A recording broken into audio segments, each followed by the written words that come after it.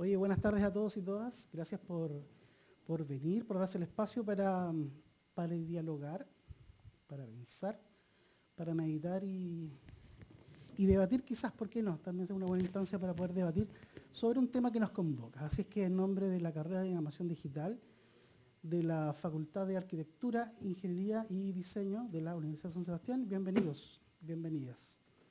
Esta actividad es en conjunto con El Último Arte, que es un colectivo, es una organización que ha venido trabajando hace mucho tiempo en torno a los conversatorios en base a los videojuegos como temática principal y foco de inicio. Pero quisimos darle un giro. Claramente el metaverso ha venido sonando hace mucho rato. Es algo que podemos pensar como futuro, pero es una realidad actualmente. Y tiene tantas aristas, tantos focos diversos, que es importante comenzar ya a instalarlo como temática habitual de nuestro quehacer. Y para eso estamos acá, queremos partir. Muchos dijeron que por qué no teníamos transmisión, por qué no hicimos streaming, que es como raro, ¿cierto?, hablar del metaverso y estar solamente en formato presencial. Pero es una buena aproximación, ver un poco el interés que marca. Mucha gente probablemente tenía la intención de conectarse, así es que vamos a dejar grabado igual, ¿ya? Así que lo vamos a transmitir después para que puedan analizarlo, repensar, volver a revisitar y sobre eso ya plantearnos una segunda instancia de conversación. Así es que eso como primera instancia. Segundo, comentarles que como carreras también estamos muy ansiosos de conocer y ver qué ocurre a partir del metaverso. Estamos muy próximos a hacer la primera clase virtual en el metaverso, junto al Tecnológico Monterrey. Vamos por esa instancia, nuestros estudiantes también de acá de Concepción y de Bellavista, Santiago, van a participar de esa instancia. Así es que nos interesa conocer qué ocurre, nos interesa pensar, debatir. Y nada, pues bienvenidos a El Último Arte, conversando sobre el metaverso. Y les dejo en las manos de quien va a moderar esta instancia, Guillermo Sepúlveda, con nuestros invitados. Muchas gracias también por aceptar esta posibilidad. Cristian y Octavio, muchas gracias por sumarse. Ahí Guillermo nos va a contar sobre el tercer invitado, que va a estar en otra modalidad, pero va a estar también presente en ciertos aspectos. Así que muchas gracias y nada, van a quedar después los micrófonos abiertos también para que ustedes puedan conversar y opinar sobre el metaverso. Gracias.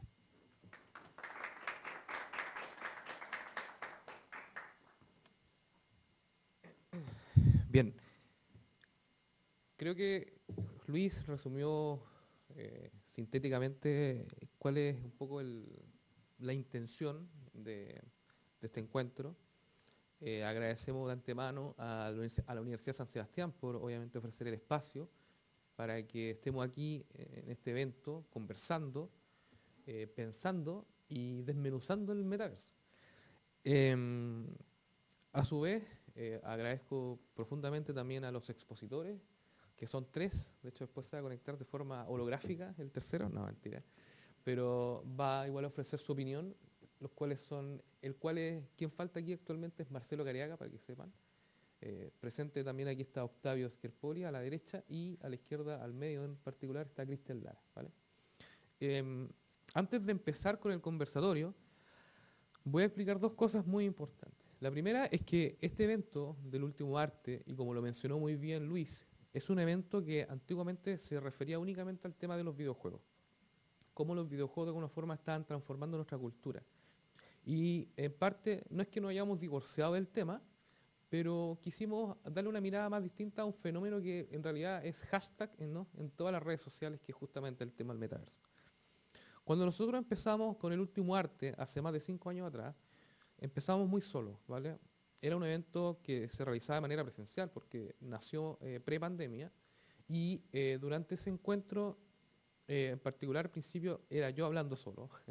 Luego fue, a medida que fui conociendo gente, invitando a gente experta en distintos temas. Tratamos temas, por ejemplo, como la relación entre el videojuego y el arte, el videojuego y la cultura, la política, cómo los videojuegos están, en definitiva, cambiando nuestra sociedad desde distintas perspectivas.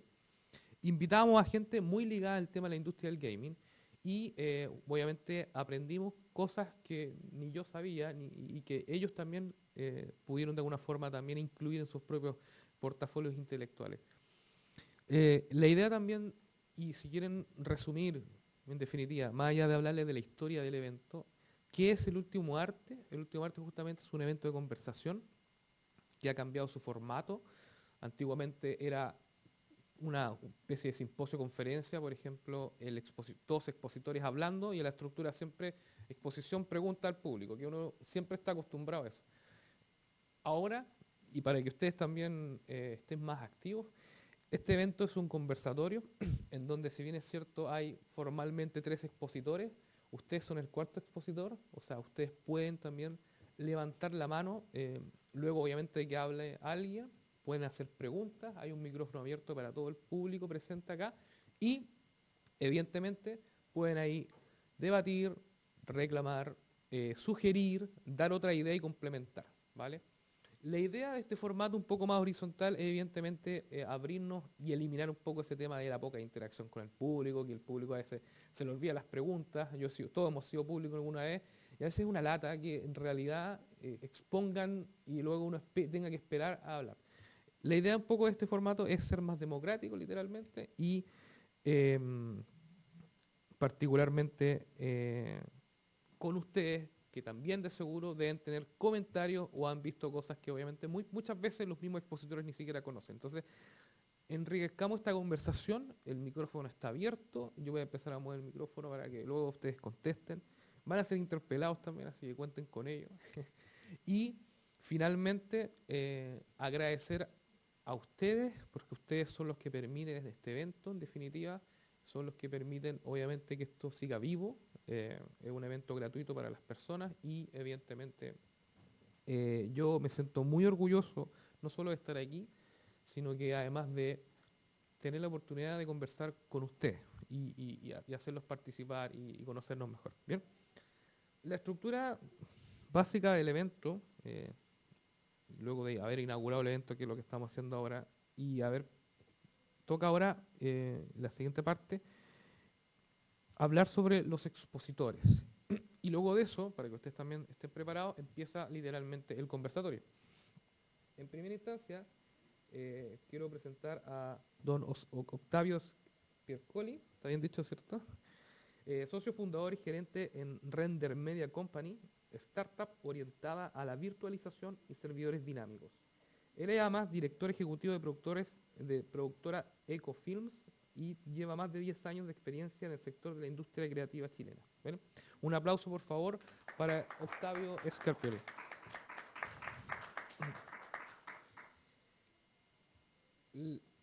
A su izquierda tenemos a Cristian Lara Valenzuela.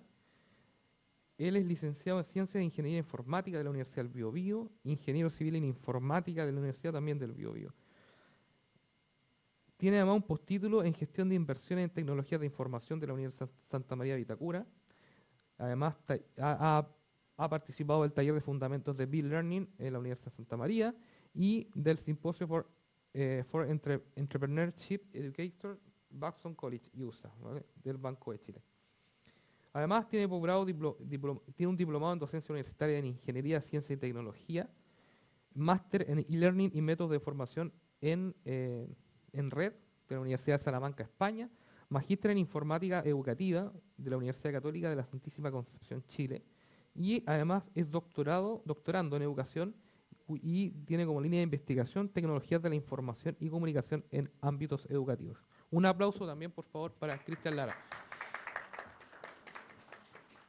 Bien, y no menos importante, y nos va a asistir de alguna manera particular, tenemos a Marcelo Carega Butter. Él es doctor en Filosofía y Ciencias de la Educación.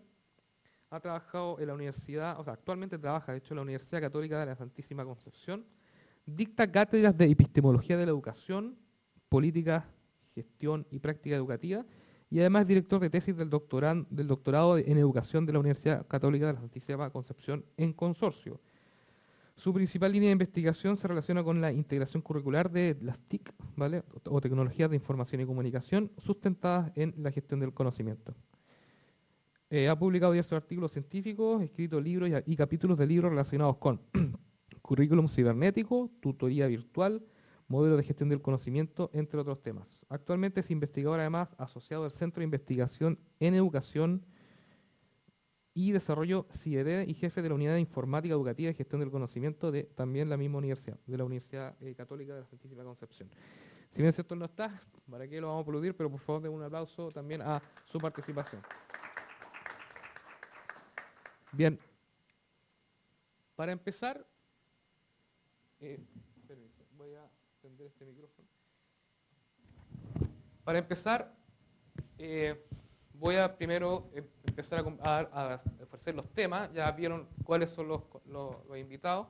Y para ser respetuosos con Oscar, con Marcelo, perdón, que no está acá actualmente, vamos a empezar con él. Él va a empezar respondiendo la primera pregunta que tenemos considerado en el conversatorio, que es justamente desde qué mirada, más o menos, ellos miran lo que se considera como lo tecnodigital. Luego eso proceder a opinar, a darle el espacio a los expositores presentes acá y finalmente después conversar entre ustedes, ¿vale? Muy buenas tardes. Antes que todo quisiera agradecer la amable invitación de los organizadores y a la vez excusarme ante ustedes por no poder asistir presencialmente a este evento por razones de fuerza mayor. Me han compartido una serie de temas relacionados con el metaverso, génesis y futuro de una nueva realidad, los cuales intentaré tratar de manera sucinta. En unos casos me detendré, dependiendo de la profundidad que requieren, y otros quedarán a título de inventario para que ustedes puedan leer y profundizar en forma independiente. Respecto de qué mirada observo acerca de lo tecnodigital y cuál es la manera de interpretarlo, lo plantearía de una manera más amplia. ¿Cuál es la comprensión que todos nosotros tenemos acerca de las tecnologías? Si nos vamos al pensamiento clásico, para los griegos la tecné era un arte, una expresión virtuosa del espíritu humano, era parte del arete, esta alma de la cultura que les llevaba a un saber hacer, a una especie de saberes eficaces, lo que Cofiñol después en la década del 60 denominó como eficacia en la acción. Sin embargo, la tecnología requiere de reflexión, de una conformación de un conocimiento acerca de la tecné. La tecnología implica un estudio acerca del saber hacer. Por lo tanto, ahí tenemos ya una primera brecha respecto de la cual debemos dar cuenta.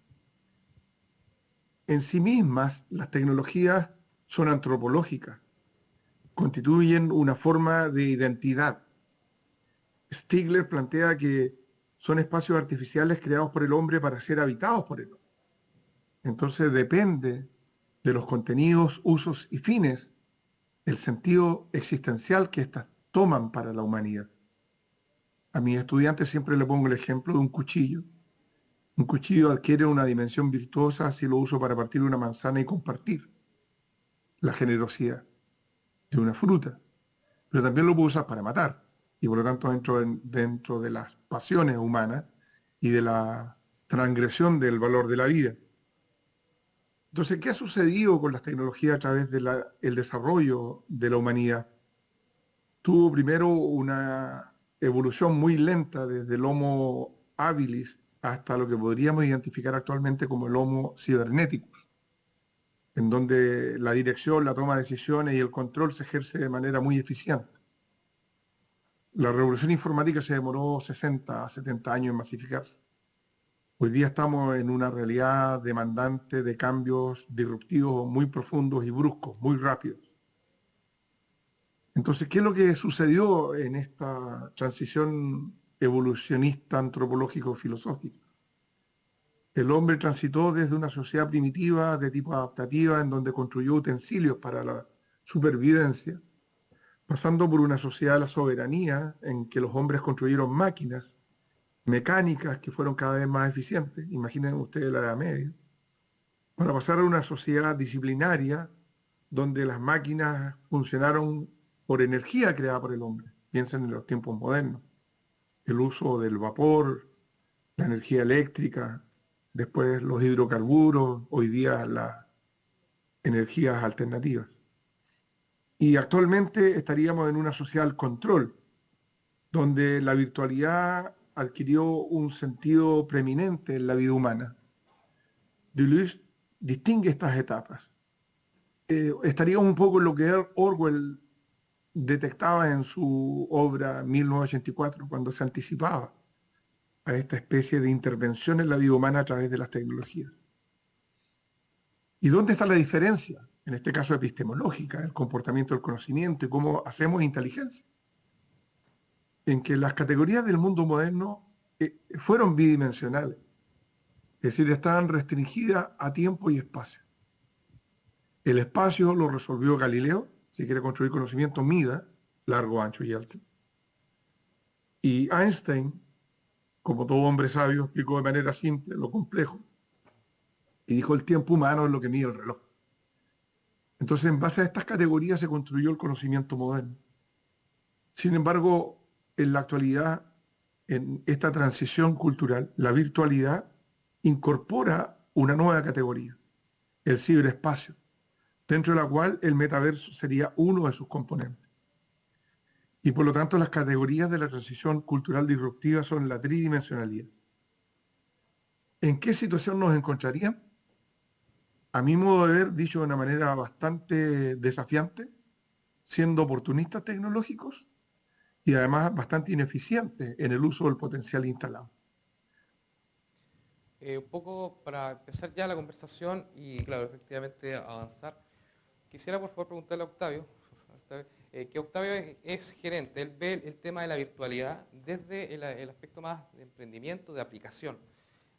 ¿Desde qué punto de vista tú miras lo tecnodigital? Yo sé que tú lo miras también como una especie, como tu trabajo básicamente, y me gustaría saber, ¿lo miras como desde un punto de vista tecnofílico, o sea, como de amante de lo tecnológico, o tecnofóbico, como hay que tener mucho cuidado con lo que uno va creando? ¿Cómo lo ves tú? Me imagino que es un centro. Quisiera, por favor, que nos explicara.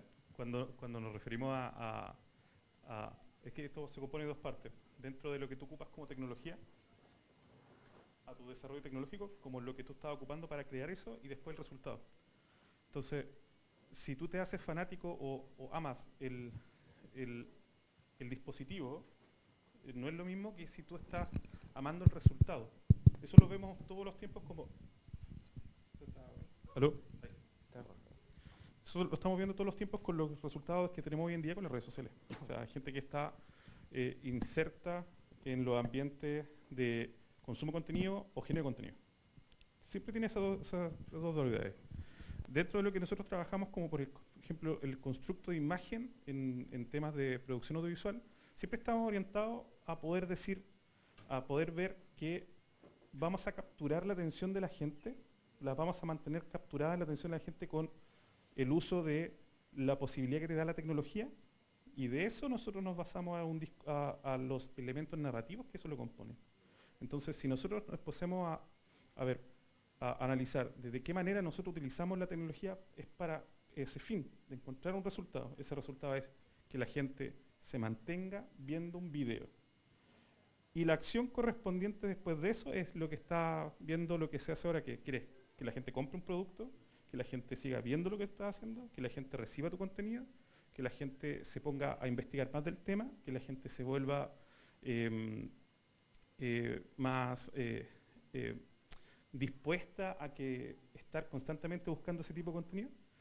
Yo creo que vamos a la segunda parte de eso, que es ¿por qué nosotros queremos consumir ese tipo de contenido? ¿Qué es lo que nos lleva a dar ese placer? O sea, en definitiva, lo que buscas tú con tu emprendimiento es enriquecer la experiencia que tienen las personas para que no solamente compren, sino que tengan una experiencia en sí, la experiencia en sí más directa, más significativa, ¿no? Más importante dentro de que un desarrollo comercial neto es que las personas sigan manteniéndose en ese carril. Perfecto. O sea, eso va a ser las empresas grandes, las empresas pequeñas tratamos de trabajar manteniendo un poco ese parámetro de trabajo, porque si no después nos quedamos fuera del segmento. Claro. ¿Cachai? O sea, lamentablemente la gran ola genera corriente y uno tiene que mantenerse en ella. Aparte que monitorear una experiencia es más fácil para una empresa más grande. Hoy en día es mucho más simple, claro. O sea prácticamente tiene empresas grandes como, no sé, lo que vamos a ver más profundo, Meta. Meta no te vende un entorno, lo que Meta trata de hacer es que la gente se mantenga en un entorno para extraer qué. El tema comercial queda muchas veces segundo plano, lo importante es que la gente está tomándote los datos de qué estás haciendo constantemente. Perfecto. Y eso es lo que después le vende a la industria. No sé si tiene algo que opinar a través de eso. Sí, ahí Cristian me gustaría... Tiene que ver también con un desarrollo informático, como tú agarras esa máquina. Claro, a mí me interesa la opinión de Cristian particularmente porque él está muy involucrado en el tema de educación. Entonces, él está en alguna forma informando, educando, tratando de transmitir todo lo que está pasando en este contexto de transformación digital, del metaverso, y no solamente metaverso, también otras tecnologías, lo que podríamos resumir como la cuarta revolución industrial. ¿Cómo están tomando, particularmente la universidad donde trabajas, porque no podríamos decirte otras, cómo lo están tomando ustedes, cómo lo están transmitiendo, qué orientación le están dando? Sí, bueno, nosotros, primero desde lo personal, dado mi formación base, digamos, y mi vocación base, diría yo, ser ingeniero en informática me genera un interés natural por participar y observar los procesos de adopción de tecnología de la sociedad en un amplio espectro. O sea, no es para nadie hoy día un misterio que la tecnología está transformando sectores, industrias completas, de cómo se comportaban hace 30, 40 años atrás respecto a lo que hacen hoy día. Todos los países que intentan avanzar en esto tienen, por ejemplo, agendas digitales que se plantean desafíos de transformar digitalmente el Estado, de transformar digitalmente sus sectores productivos más importantes, y que tiene que ver con darle un mejor bienestar al ciudadano, digamos, ¿ya? A partir de una transformación digital en muchos de estos sentidos. Pero también como humanidad tenemos hoy día, yo creo que esas intenciones de desarrollar un bienestar también tienen presiones. O sea, hoy día creo que no es una opción no usar, y ahí creo que el profesor Marcelo planteaba un tema que es relevante, este concepto de oportunismo digital. Tenemos tantas posibilidades, sin embargo, lo que hacemos con esas infinitas posibilidades creo que es bajito. Y ahí yo creo que la educación tiene un desafío, ¿no? El desarrollo de capital humano, o la sapiencia. Y el desarrollo, claro, de incorporar estos lenguajes. Un paréntesis, antes la alfabetización digital, ¿cierto? No sé si están de acuerdo conmigo, pero se centraba, y tal vez todavía tengan esa impresión, se centraba mucho en la ofimática.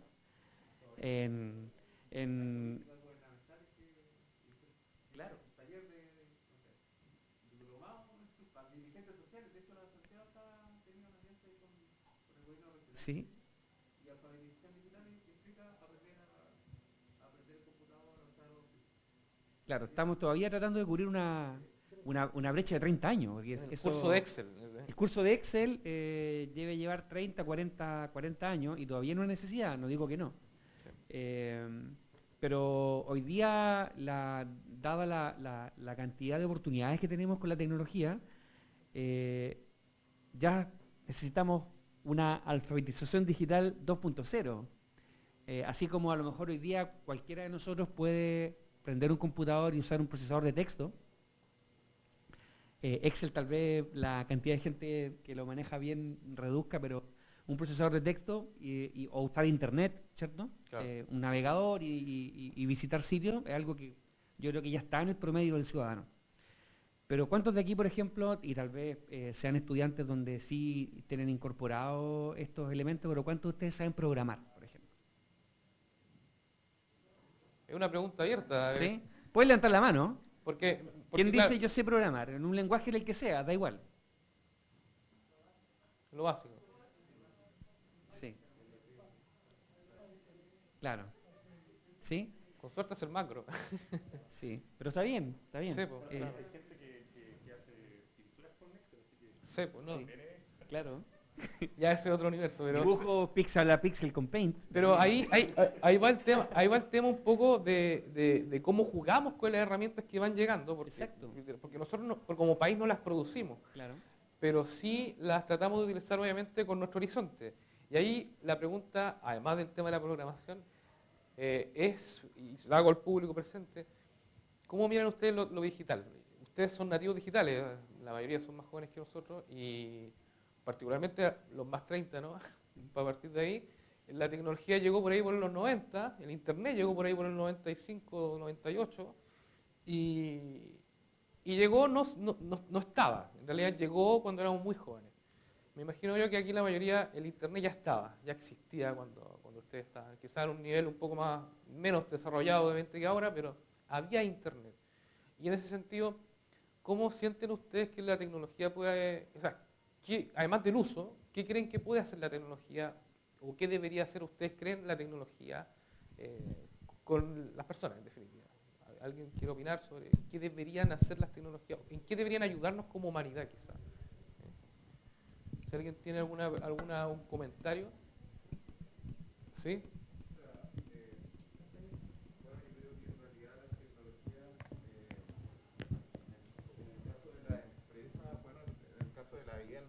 Deberían ayudar a optimizar nuestros procesos, que esa es como la primera etapa, entiendo, y ya después brindar experiencia.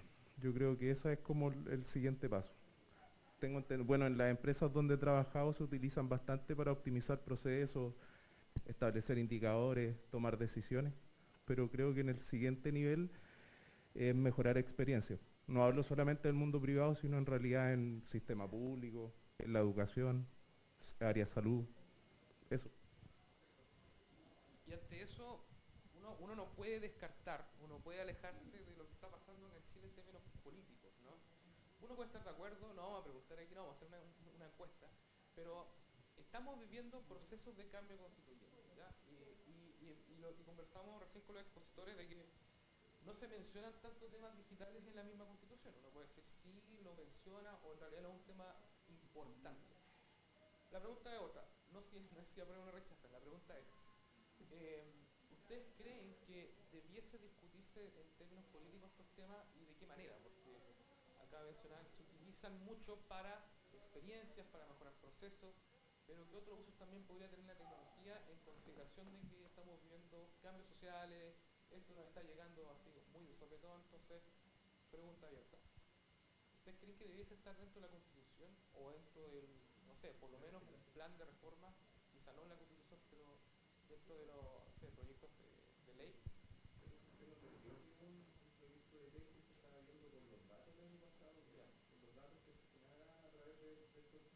El tema de los neuroderechos, ¿no? Claro. Porque tiene que ver con el resguardo de los datos.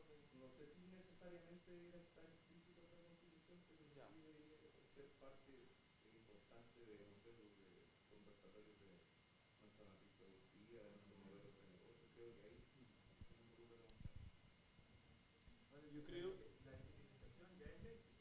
Sí, ahí tenía un tema. Por ejemplo, nosotros como empresa evaluamos en el sector de salud todo lo que son las fichas clínicas. Los hospitales tienen bodegas de papel y todo eso lo están transformando en digital.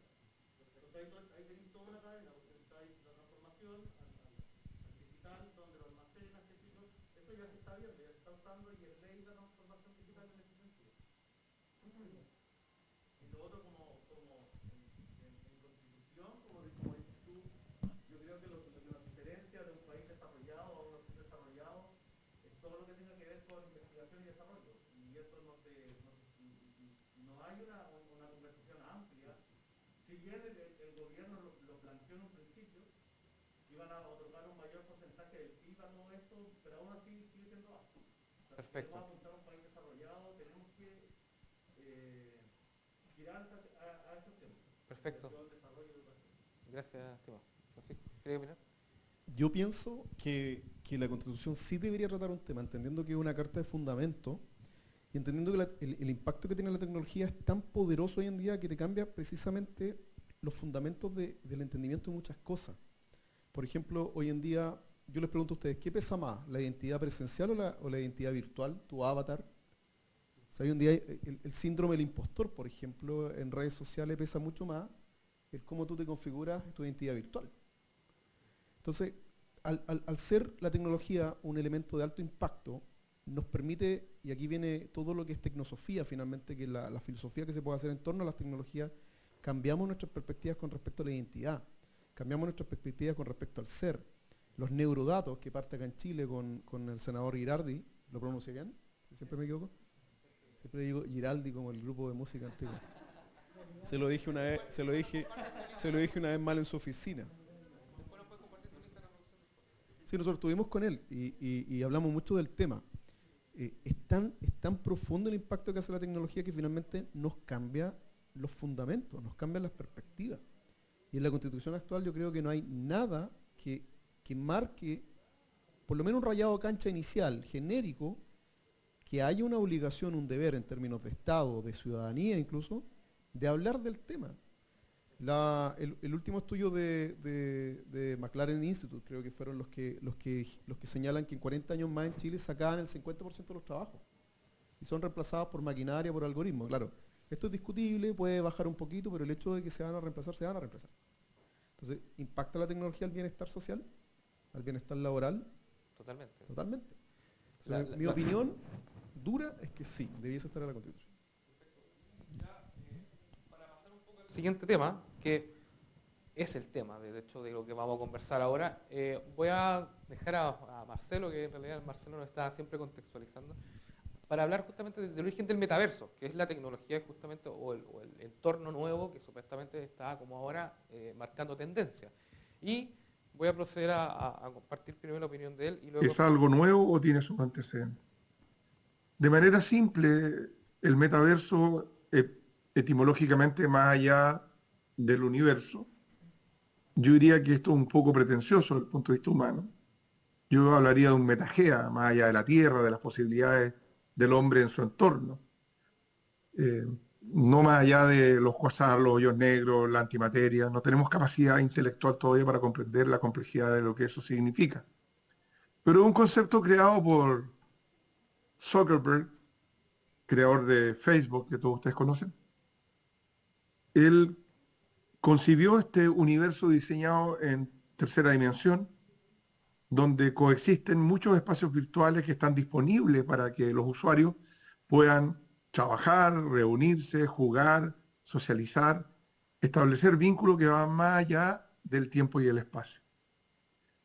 Ejemplos actuales que ustedes pueden reconocer: blockchain, que es el mercado electrónico; Axie Infinity, que es un juego que permite ganar dinero; Second Life, que a base de avatares que permiten que uno asuma una cierta identidad, puede ser parte de una comunidad virtual; Decentraland, que surgió anecdóticamente en Argentina y adquirió connotación mundial cuando comenzó a vender parcelas virtuales, es decir, esto ya existe, se transan en el mercado virtual de las Bitcoin y todo eso; Oculus, que son distintas ofertas de tecnología que permite establecer realidad aumentada; los simuladores que ustedes conocen de realidad aumentada y otras tantas tecnologías vinculadas.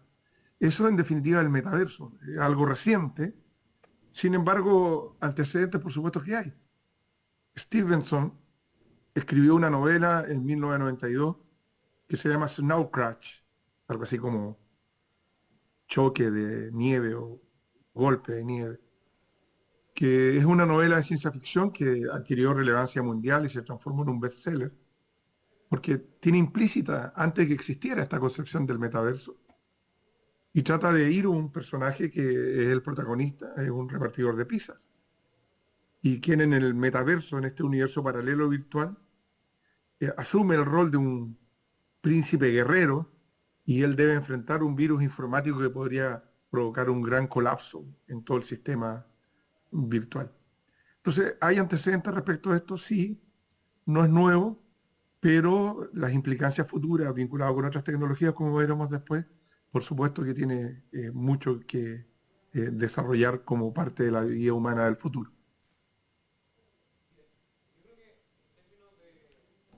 Sí, se escucha. En términos de constatación histórica, bueno, Marcelo marca a varios antecedentes. Quisiera saber, Cristian, si dentro de lo que tú conoces, ¿crees que hay otros antecedentes complementarios a los que mencionó Marcelo? Sí, creo que la novela que menciona Marcelo es otra sorpresa más de la ciencia ficción, anticipándonos lo que después ocurre, digamos. Así que es un libro interesante de explorar. Se hizo allá en los 90, cuando no hacía ni tecnología para montar algo como esto, pero ya habían proyecciones de personas escapando de un mundo en crisis, distópico, a un metaverso donde podían proyectar otras dimensiones de su ser afligido y tal vez bastante depresivo en la realidad conocida. En lo personal, me ha tocado participar en un par de proyectos relacionados con esto sin VR todavía, en realidad virtual, con Second Life y con OpenSim. Estuvimos montando mundos virtuales inmersivos, ese era el concepto que evoluciona ahora, ¿cierto?, a metaverso. Y yo creo que coincide con lo que plantea la novela. El personaje en la novela vive un mundo en crisis y el metaverso es un espacio donde puede un poco evadirse de eso. La experiencia que tuvimos con Second Life y con OpenSim, y lo hicimos así porque Second Life es una plataforma cerrada, propietaria, más en el formato comercial, y OpenSim es en la versión open source de Second Life, digamos, donde tú puedes acceder al código y por lo tanto hacer todo lo que tú requieras en función de tu objetivo. Y claro, lo que hicimos fue montar una escuela, porque había una crisis en una facultad de educación respecto de las posibilidades de los estudiantes de hacer prácticas. Las restricciones del mundo real. No hay muchos cupos, hay ciertas dudas de que el estudiante llega al cole y haga ejercicio profesional y no haga tareas que no tienen que ver con su perfil. Y en ese mundo que creamos, no habían muchas restricciones y era súper divertida la sensación de escuchar de los estudiantes de pedagogía que nos decían: oye, ¿sabes que sería súper bueno tener 4 data? Ok, ahí están los 4 data. Esa sensación de comparar la inmediatez de programar estos recursos en un mundo virtual inmersivo respecto a lo que nos costaría hacerlo en la realidad. Claro. Imagínense aquí en la U tratando de tener 4 datas de un día para otro, seguro que no es tan fácil, ¿cierto? En ninguna U. Y creo que tiene que ver, el metaverso tiene mucho que ver con ese tipo de situaciones, de tener muchas restricciones en la realidad que de pronto allí no existen.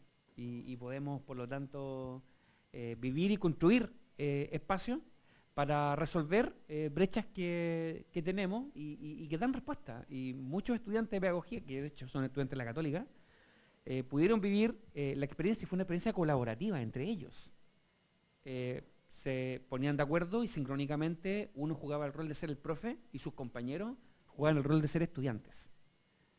Y se retroalimentaban con sus avatars, sin todavía lentes ni nada, compu y ya. Pero fue, digamos, una experiencia súper interesante. Y en OpenSim fuimos un poco más allá y tratamos de lo que tú planteabas, de tratar de programar, de capturar lo que el avatar hacía, ya de tal manera de tener después perfiles de lo que los estudiantes de pedagogía, cuando jugaban el rol de estudiantes o jugaban el rol de ser profesores, de tener un perfil de lo que más hacían o de las acciones que más manifestaban en un espacio de tiempo. Eso fue muy experimental en todo caso. Llegamos a algunas cosas, pero fueron resultados preliminares.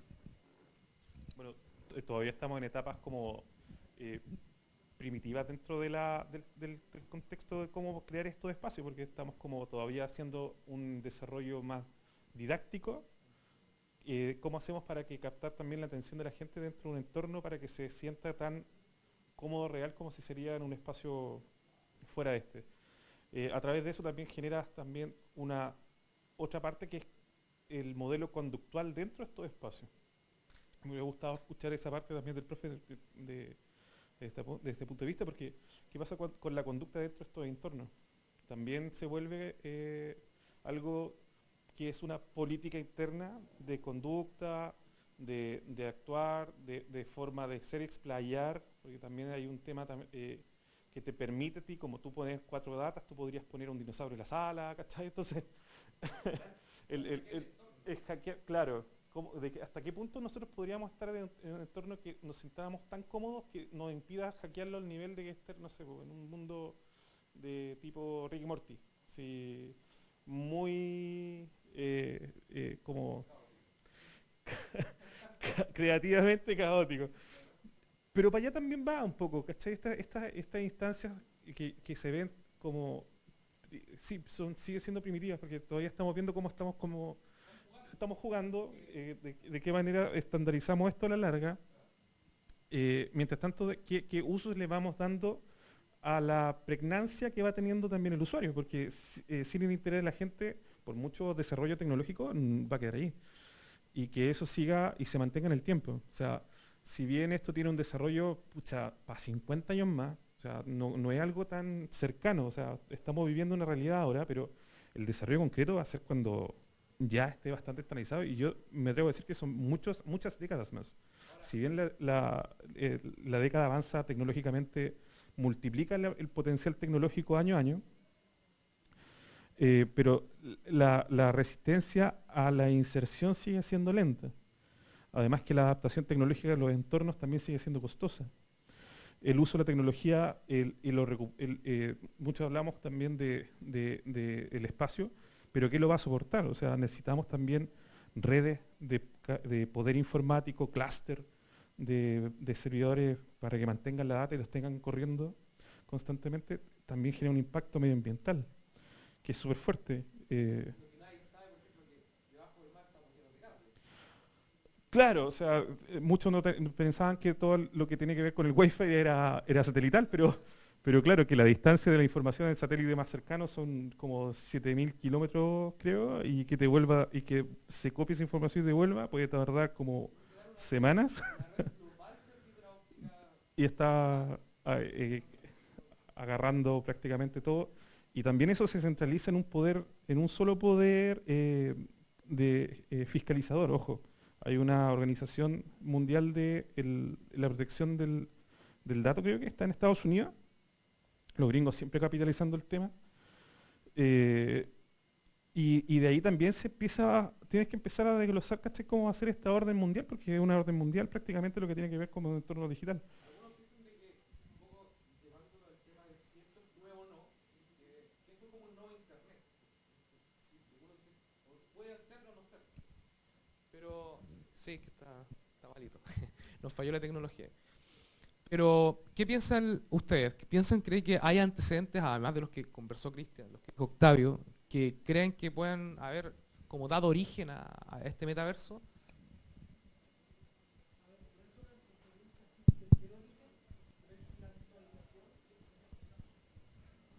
Por ejemplo, con la película Tron, la primera que salió en el año 1982, entran a un mundo digital, un mundo virtual, y es una película de hace muchos años donde aún no se tenía idea cómo iba a ser, pero ellos pensaron y se les ocurrió eso. Y es como una referencia que tomo, más que como origen.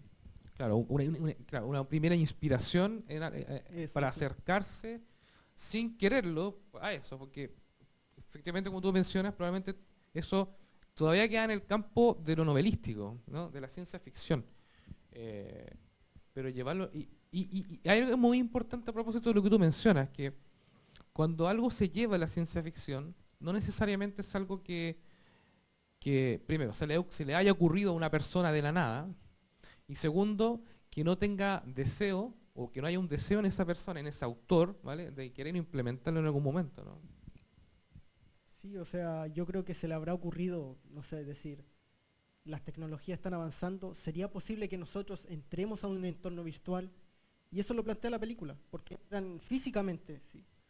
Exacto. Nosotros entraríamos virtualmente. Claro. Y efectivamente.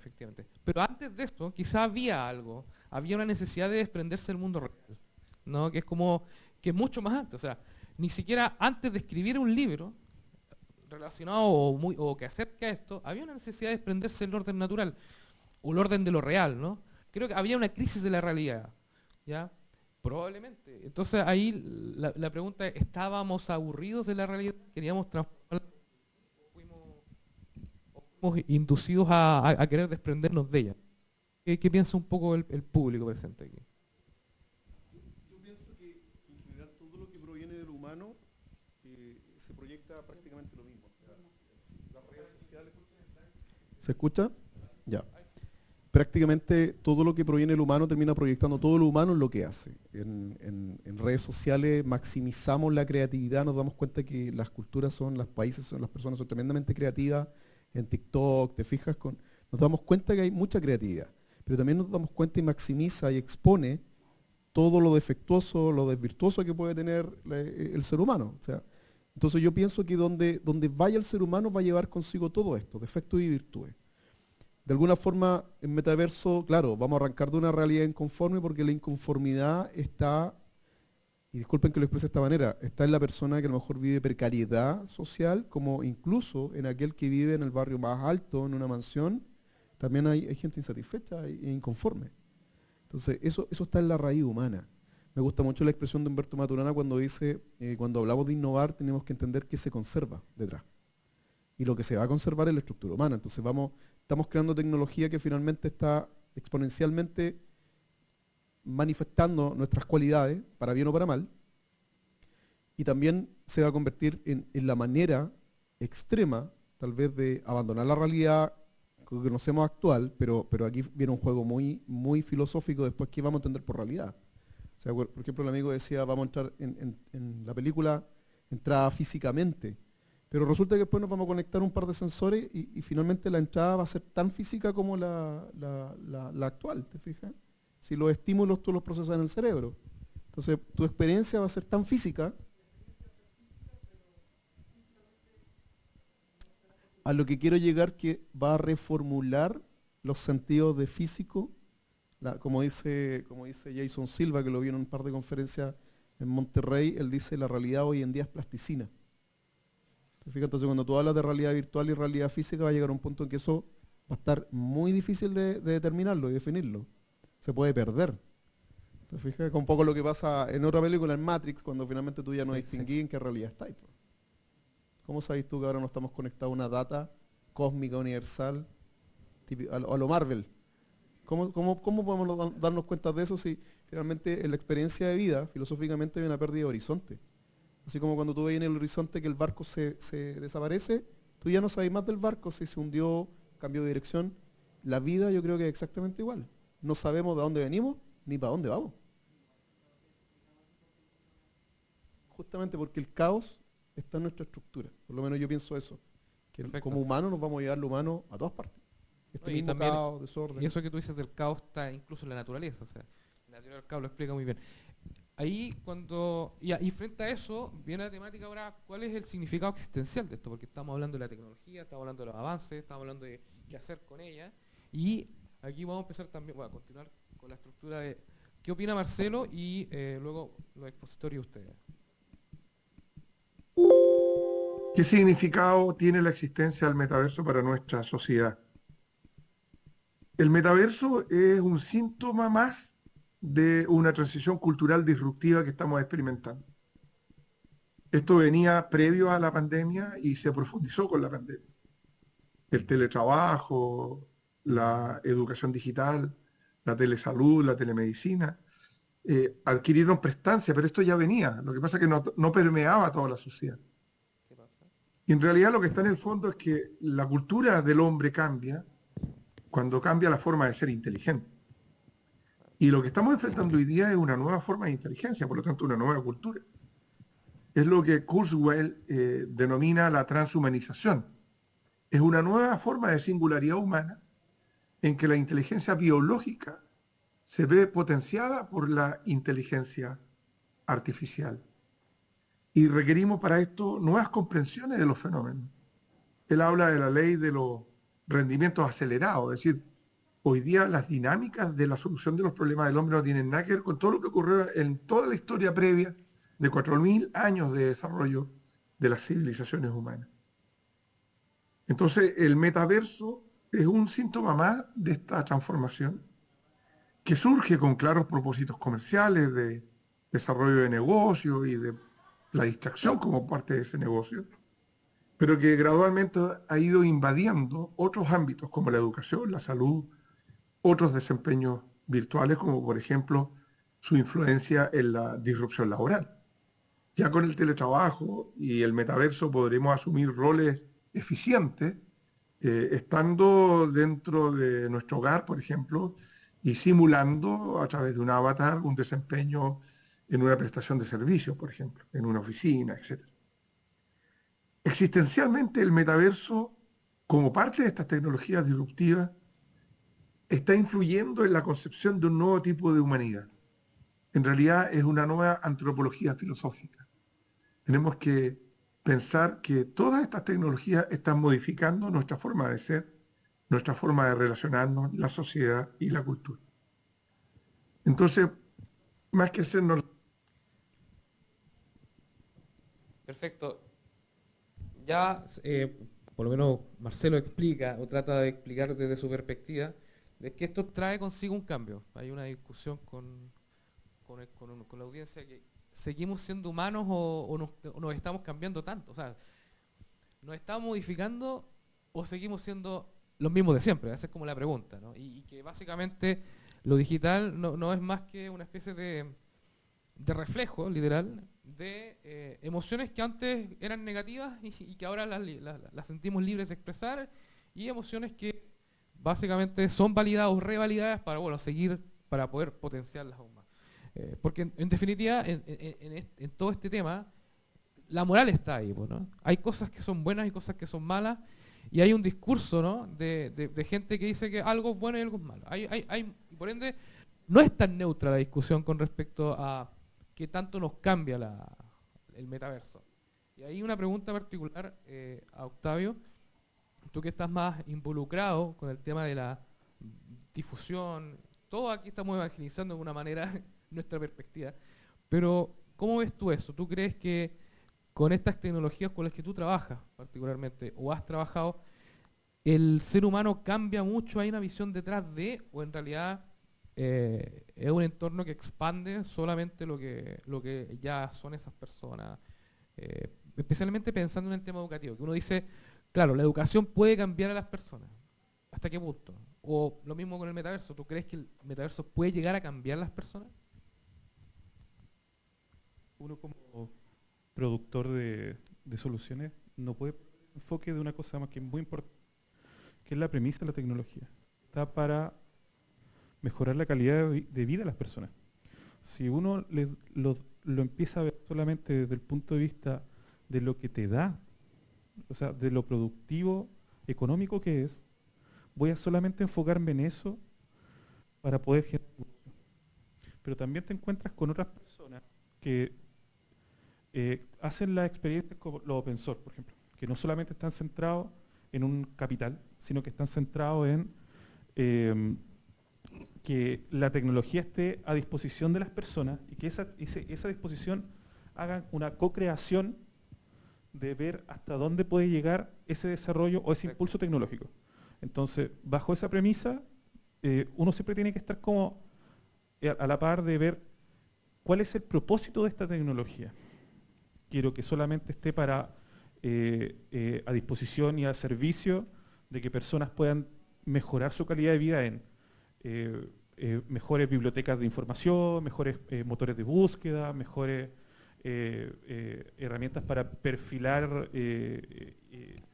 datos sensibles, o me quiero quedar desde el punto de vista que quiero ser un gran capital y quiero ser un gran millonario y quiero tener toda la información del mundo y poder saber para dónde está todo. Por ejemplo, si usted, una de las conversaciones que tuve hace poco con un cliente, a propósito que de las últimas con Luis, para poder traerle procesadores dinámicos a los estudiantes, era con un cliente que decía, lo que yo necesito es que realmente el alumno no utilice los espacios de una manera de queja. Porque es una cosa que es como muy común, o sea, algo no le gustó de la clase, que empiezan a hacer como grupitos para, no sé, nos vino el profe, una lista, está como fallando, ¿me presta esa? Sí. Como para trolear. Para poder hacer grupos por debajo de un sector de comunicación que haga que se creen bandos. O sea, eso ya existe porque tú te puedes conectar por fuera, por WhatsApp, hacer todo lo que tú quieras con eso. Pero desde ese punto, hay muchos puntos de vista que tú puedes ver la tecnología para el uso, para mejorar la calidad de vida de las personas, pero aún así hay personas que la van a ocupar de una manera convenenciera, digámoslo así. Dentro de estos espacios que se busca plantear dentro de lo que son los metaversos, espacios donde ya no practicas CIPAS como un avatar, simplemente que tú ya te estás en el punto de vista de la inversión. También va a ser un proceso conductual similar porque va a haber también una observación de la conducta de las personas dentro de un entorno, de qué manera ellos van a estar interactuando con la forma de que nosotros veníamos viviendo, por ejemplo, el modelo educativo que estamos acá. ¿Las personas se van a sentar así en fila o vamos a estar en círculo o vamos a estar todos hablando desde el punto de vista al lado? De cómo la manera que te va a poder brindar ese espacio también es cómo hemos arrastrado los procesos educacionales en ese entonces, desde años. O sea, esto es una forma de aula que viene estando desde la época romana, estamos hablando hace más de 1500 años atrás, y todavía lo estamos manteniendo. Y el concepto de conversación sigue siendo desde tirarte un micrófono hacia el fondo. Imagínate que por ejemplo, hoy día estuviéramos haciendo un evento de música. Lo que busca el entorno del metaverso en sí, con el formato Oculus, con la inversión completo, es que el que está al fondo escuche tan clarito como el que está adelante. Y que te escuche más encima el que está al lado. Y que sienta esa oscilación vibrante como si estuvieran en primera fila. ¿Cachai? Esas son algunas soluciones que busca para mejorar alguna calidad de vida en experiencias en torno al entretenimiento. Perfecto, y ahí, pero detrás de lo que tú planteas, en lo cual yo puedo estar de acuerdo, ¿no? ¿O no? Hay un concepto de calidad de vida, ¿vale? Y uno puede estar en desacuerdo con eso. Tenemos todo el derecho a estar en desacuerdo con eso. ¿En qué sentido?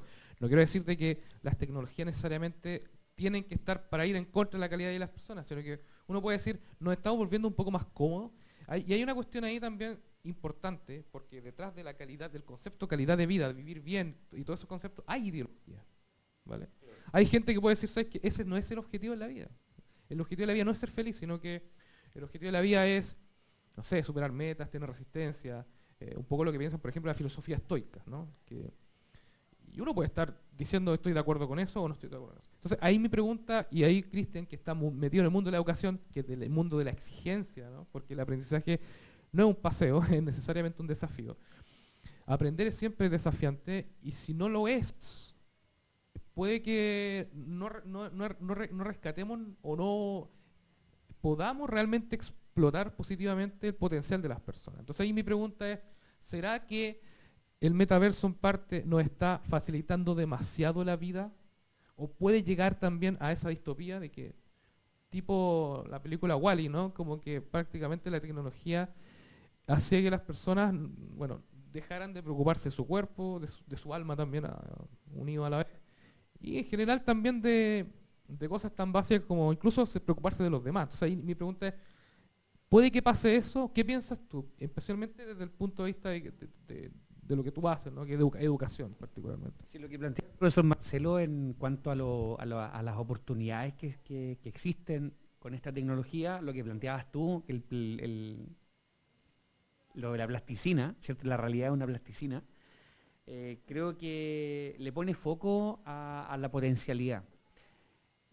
Ustedes también que están planteando todas las soluciones que tienen para desarrollar competencias laborales en muchos trabajadores, creo que un foco interesante de oportunidades que tenemos con esta tecnología.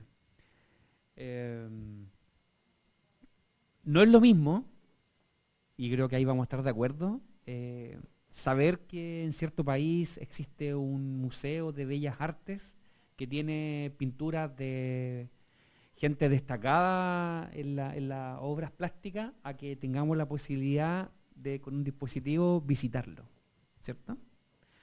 Y eso hoy día es completa y absolutamente factible de hacer, ¿cierto?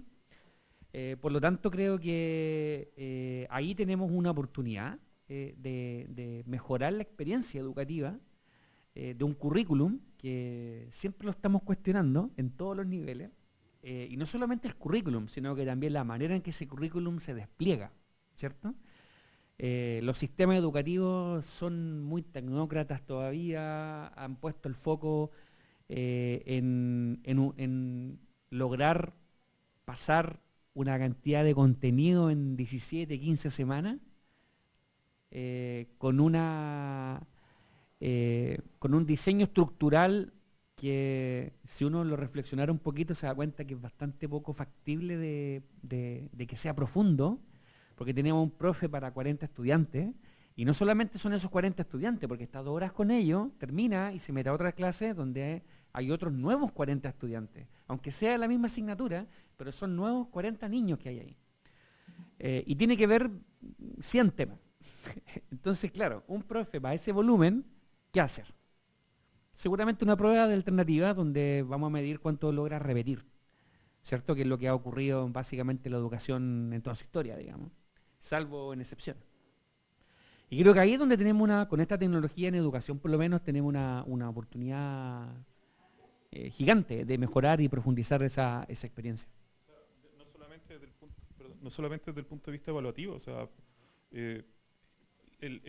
lo que tocaste es súper fuerte, porque cuando hablas del currículum, se renueva creo que cada 4 años, porque cada 4 años va modificándose un poco la industria y van refrescándose algunos conceptos. Podría perfectamente haber un sistema blockchain que mantenga ciertos tópicos en el tiempo y que se vayan modificando semestre a semestre. Y eso se implementaría a través de cierto sistema de data que te recoge el tema de cómo está lo que está necesitando la industria a tiempo real. Porque hoy en día pasa algo que es muy importante. Hay algunas carreras que están pasando materias, contenido y herramientas que están súper desactualizadas o que tienen una competencia muy alta. Pasa mucho con diseño. O sea, el diseñador hoy en día está corriendo un riesgo tremendo. Y pasa lo mismo con el audiovisual, que el audiovisual se está quedando con una visión técnico-artístico que está basado en un proceso educacional, al menos en las escuelas que yo he visto acá, no acá, no acá, pero he visto, acá no. Acá no. Eso quedó grabado. No, edite, no, acá no. Pero que está basando en el tema de que se centra mucho en un modelo romantizado del arte y con la técnica del arte muy romantizado y les llegó y les comió las redes sociales. El marketing app la reventó. Afuera uno trata de conectar con clientes. Mi punto de vista siempre está como desde el punto de vista un poco comercial. O sea, igual, porque aquí hay personas que van a entrar a trabajar al sector productivo o están en el sector productivo y tienen que ver de qué manera utilizan la tecnología para el desarrollo o para el progreso. Y pasa que se quedan en esa brecha y les cuesta mucho trabajo sacar el currículum adelante. Porque igual sé que hay muchos procesos burocráticos que hacen que eso no sea tan simple. Pero ¿qué pasa con la capacitación? ¿Y qué pasa con la digitalización de algunos contenidos? Que se vayan a ir cargando a una malla y que puedan ir levantando información constantemente entre el docente, que no sean contenidos de una estructura tan densa, y ahí también hay nuevas oportunidades. Nuevas oportunidades para... pero ahí, sponsor. Ahí mencionaste algo muy particular que tiene que ver un poco con... ¿sí? Que tiene que ver un poco con el tema de la inteligencia artificial, que lo mencionaste básicamente, lo describiste cómo podría ayudar. ¿Ah? Claro. Claro, efectivamente, no es algo preprogramado solamente, es algo de programación emergente incluso, o sea, que se va programando o se va recambiando, se puede ir reconfigurando de manera autónoma, sin depender de un código. O sea, de un código sí, pero no de una persona que ponga ese código al minuto, ¿no? Un poco tiene que ver un poco con eso. Y esta fluidez, llamémosla así, que cada vez podemos estar adquiriendo con la experiencia digital en general, ¿vale? Y aquí nos metemos incluso a UX UI, que está muy en boga, está muy de vanguardia, de hecho, y que es el siguiente paso de los diseñadores. De hecho, por lo menos los que quieren renovar, ¿no? Mi pregunta ahí al público particular es, esta fluidez que estamos adquiriendo en los entornos virtuales, ¿creen que puede traer algo negativo a la vida de las personas? Porque todos dicen, todo esto a medida que va mejorando, claro, mejora la calidad de vida de las personas, pero ¿todo tiene que ser tan bonito? ¿Todo tiene que ser tan positivo? Yo creo que todas estas cosas son oportunidades. Todo tiene que ser en su medida. ¿Sí? O sea, todos los extremos creo yo que son malos. Pero yo me voy al lado de las oportunidades. Y sin duda, todo este mundo es una oportunidad. Como ya lo he mencionado varias veces, por el lado que vemos nosotros, el tema de la eficiencia en todo lo que tiene que ver, ya sea educación o capacitaciones en las áreas más duras o de alto riesgo, es mucho más eficiente. Por otro lado, como mencionaron allá abajo, el tema de ya no sabemos si es que esto puede llegar a ser real o virtual, como lo vemos, porque está pasando dentro del cerebro. En el área de la salud se está utilizando el tema de la realidad virtual para la recuperación de accidentes en el sistema nervioso, porque la capacidad que tiene el cerebro para ir generando conexiones nerviosas no se pierde nunca. Se va deteriorando a medida que pasa el tiempo, pero el cerebro, al asimilar en este mundo virtual, que la persona en realidad está moviendo las manos, genera estas conexiones y empieza a haber un poco de recuperación. Hay varios estudios que hablan de esto. Y por otro lado, hay un tema social, que me lo han comentado algunos profes.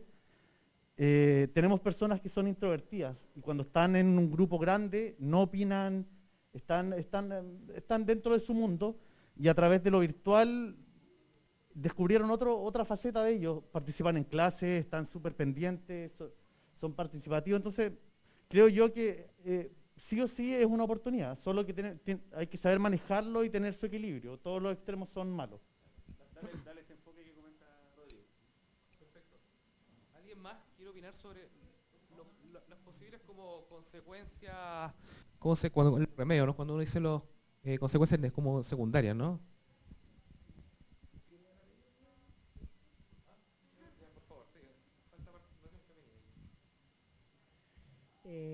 Sí, lo que pasa es que no, sí dicen que todo es malo a un extremo, pero ¿qué pasa a la gente que no puede regularlo? Claro, podrían haber una nueva generación de ermitaños cibernéticos, simplemente cosas que ya se podían ver, sí que se implementa el metaverso y todo lo demás.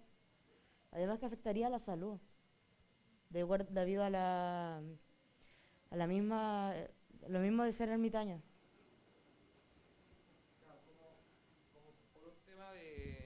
Como por un tema de no querer involucrarse totalmente, terminar marginado dentro del mundo digital. Porque claro, se ve el mundo digital como algo súper inclusivo y yo creo que obviamente es mucho más puede ser mucho más inclusivo que el mundo real, pero puede también pasar de que haya también cierto analfabetismo digital dentro antes de meterse. Y más que analfabetismo digital, porque todavía estamos hablando como desde lo racional, puede que haya problemas serios de inteligencia emocional que puedan incluso que puedan incluso afectar aún más a esas personas que son introvertidas. Entonces, efectivamente, es interesante esa discusión como más psicológica, porque hasta ahora todos estamos contentos con el metaverso, ¿no? Y está bien que en parte haya gente que desee que las cosas funcionen. Yo creo que en general podemos estar de acuerdo en que todos queremos que las cosas funcionen.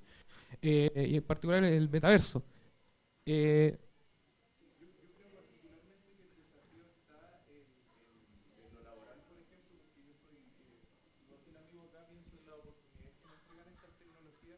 Pero lo laboral yo creo que está en poder cuando se implementan estas tecnologías, ya sea transformación digital o metaverso, en cómo llevamos nosotros mismos, la sociedad o nosotros como personas a otros niveles del trabajo, aportar valor. No lo veo como algo malo. Sí creo que el desafío también está en como seres humanos al adoptar estas tecnologías, en no perder la capacidad de relacionarnos en esta realidad. Yo creo que eso es clave. Y hacer la consulta a ustedes en realidad si es que tienen datos de la penetración que ha tenido de mercado estos dispositivos nuevos. Yo el otro día lo probé y tuve la oportunidad de bailar con un mono virtual y que era casi la realidad. Pero creo que mientras no haya como el teléfono, que sabemos que los chilenos tienen casi 2 teléfonos, cada uno celular, me gustaría saber si tienen datos respecto a eso. Sigue siendo el 1%, del desarrollo, el 1%. Independiente que la digitalización, el empuje de la pandemia en la digitalización, la adaptabilidad de la digitalización en los entornos de trabajo, educacionales, sigue siendo el 1%. Pero yo lo llevo al tema del desarrollo en inmersión, ¿cachai? El Oculus o el V-Ray. Si no estás dentro de eso, estás solamente en un mundo tipo Jabo, ¿cachai? Y ese tipo de mundo Jabo sigues viendo tú una pantalla, o sea, estás tú una pantalla.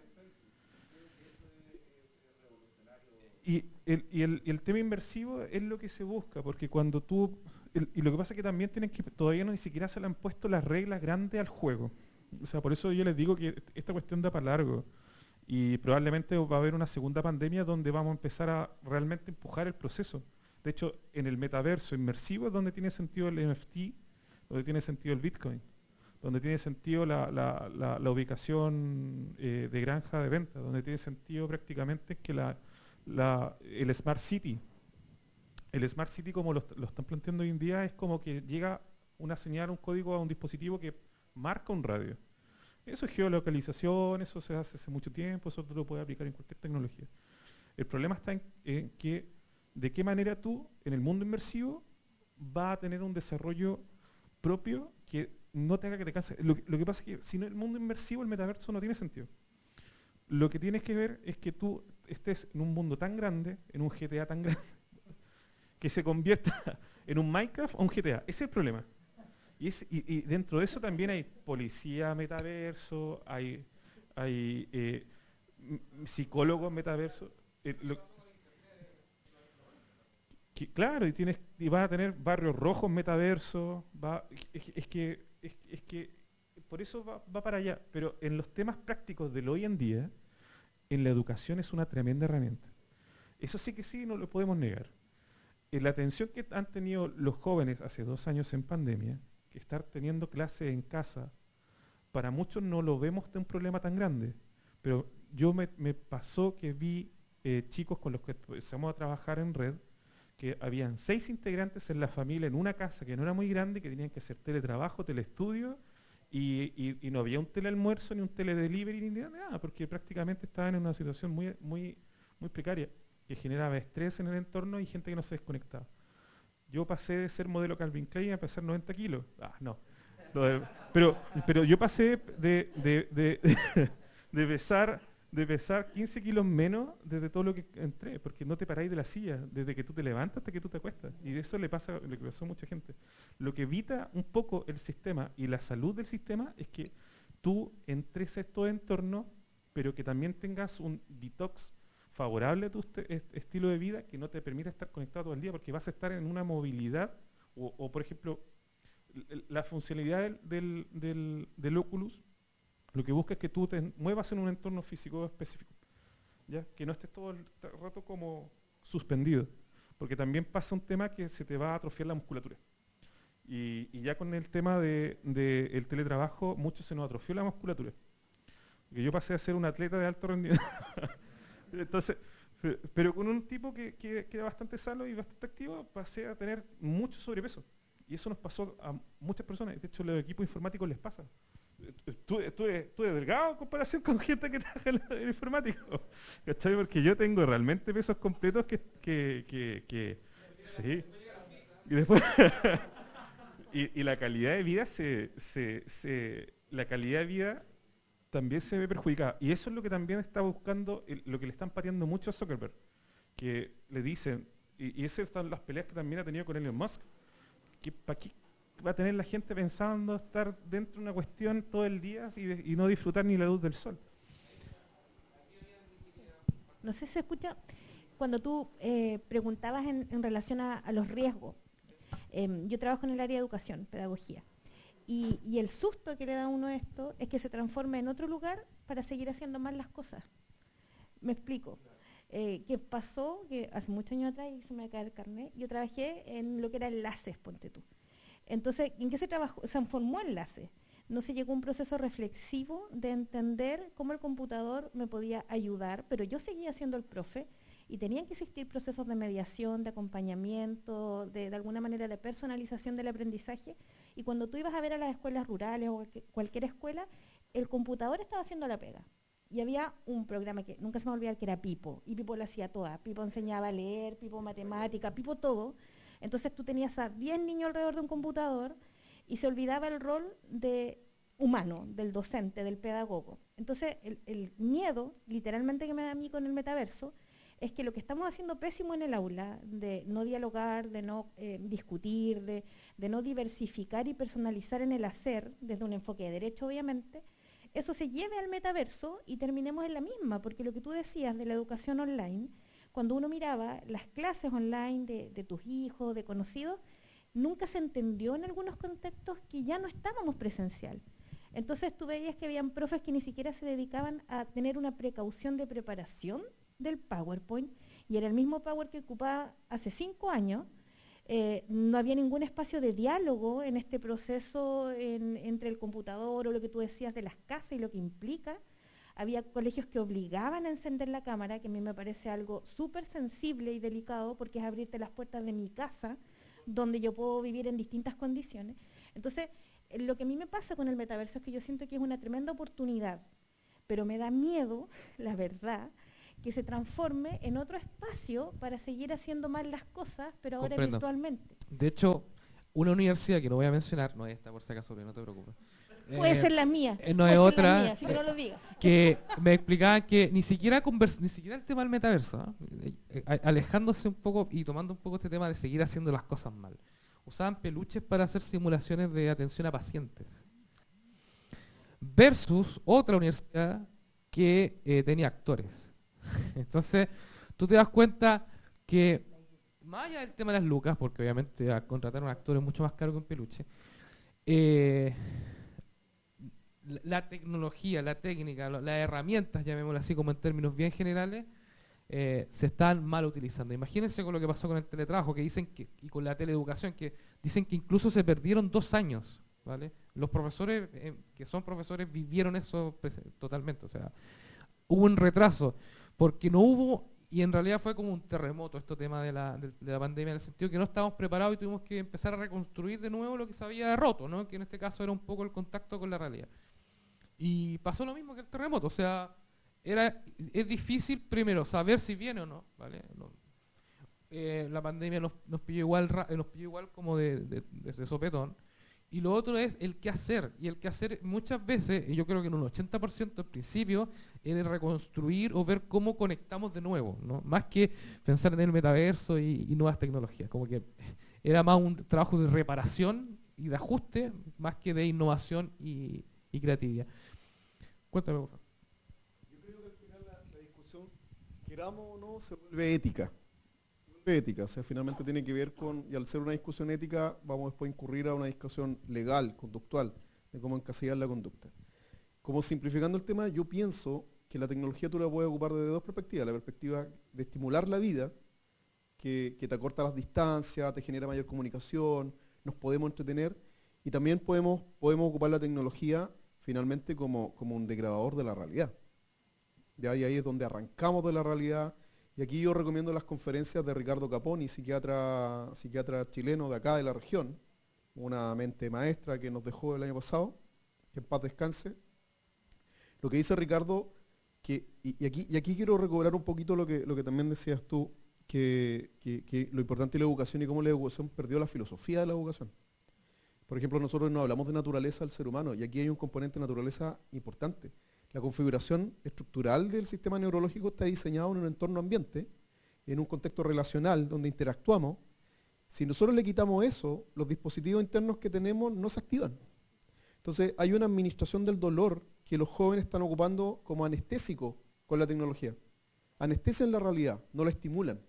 Y al anestesiar la realidad, finalmente nos encontramos con el caso de los ansiosos sociales, que claro, en su avatar se comportan con toda la personalidad que debiesen conductualmente desenvolverse en la vida normal para tener una vida sana.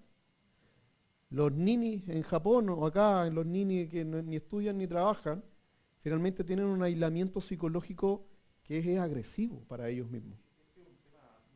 Es dramático, dramático. Que ¿sí? en Chile creo que ya va a llegar a los 2 dígitos.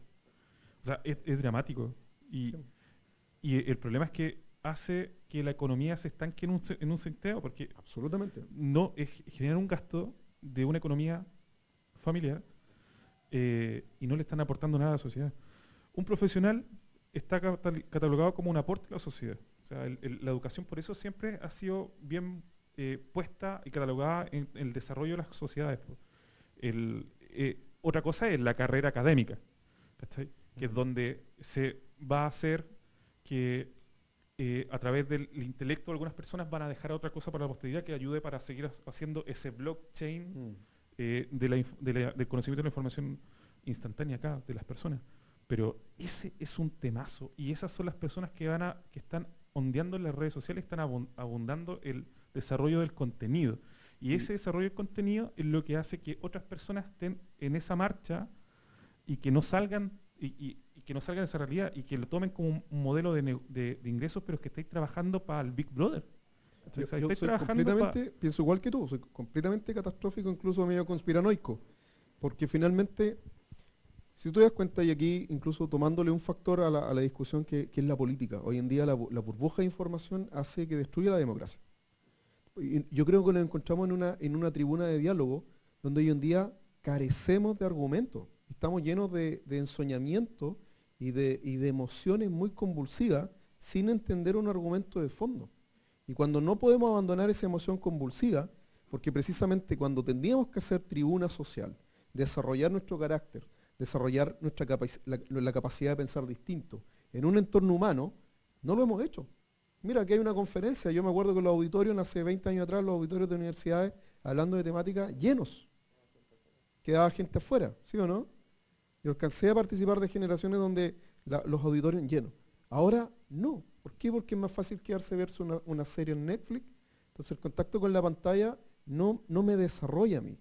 Sin embargo, después toda mi convulsión emocional, mi desgaste, mi desidia, mi desgana con el mundo, lo tiro a redes sociales y voy alimentando a los cabros más jóvenes que vienen absorbiendo eso a cabalidad. Entonces yo comparto igual que tú, es un temazo de cómo la tecnología se convierte en un destructor de realidad y en un anestésico de la realidad que finalmente nos configura, nos desarrolla. Sí. Lo otro que ocurre es que la tecnología a veces se posiciona sin tener un piso de conciencia de los problemas que podemos resolver con ella. Entonces la tecnología por la tecnología. No sé si, por ejemplo, aquí en la sala somos conscientes y podemos levantar la mano para entretenernos un rato, que vivimos en un mundo en crisis ambiental. ¿Quién cree que vivimos en un mundo de crisis ambiental? Mira, estamos súper de acuerdo. ¿Quiénes reciclan con disciplina samurái? Menos, ¿se fijan? Entonces, ahí es donde tenemos ciertos conceptos de base, pero en la acción somos más pasivos. ¿Por qué somos más pasivos? Esa es una pregunta. Y yo creo que aquí es donde pensar en la tecnología como un elemento que por sí solo genera cambios es donde nos equivocamos. Porque son varios elementos y ahí la educación vuelve a jugar un rol. ¿Cuánto de pensamiento crítico desarrollamos en el cole y en la U? En cualquier espacio educativo, en el barrio, en la casa. Uno se educa en todos lados, digamos, hay educación formal, informal, ¿cierto? Y ahí, por ejemplo, los conceptos de avanzar en ser más conscientes de procesos de innovación, de emprendimiento, que yo creo que son tan importantes como alfabetizar digitalmente, tienen que ir de la mano, porque eso es lo que genera una reflexión permanente en nosotros de qué es lo que, de qué problemas tenemos, a veces en la misma casa, en el mismo barrio, en la misma comunidad donde vivimos, y de qué manera, a partir de procesos que conocemos y que lo hemos practicado, porque hicimos muchos proyectos en el cole, en muchas asignaturas, estoy soñando, no es eso lo que ocurre, pero estoy soñando, y que tuvimos siempre un conocimiento además tecnológico que nos permitía manejar esos dispositivos y nos acostumbramos a una dinámica de solucionar problemas. Entonces, ahí es donde creo que hay elementos que a veces se disocian y, sí, que nos reducimos y nos verticalizamos solos. Digamos. Hay un tema ahí importante y voy a cerrar porque después viene el último tema, pero lo voy a tirar igual al tiro porque creo que es importante. Hay un libro que se llama No Datos de Byung-Chul Han que justamente habla de cómo nosotros nos relacionamos con lo digital y a pesar y Byung-Chul Han no necesariamente es como digno de devoción, pero a veces es certero. Y hay una cuestión importante que menciona, es que nosotros ya con lo digital no somos ahí podría no somos no nos relacionamos resolviendo problemas. A veces somos simplemente infómatas, o sea, somos fanáticos de tener información en la cabeza. Entonces, ¿hasta qué punto un poco estamos siendo infómatas y no, por ende, no sé si prácticos, pero verdaderos resolutores de problemas, ¿vale? teniendo en cuenta que además las tecnologías no vienen de afuera, llegan de afuera, ¿vale?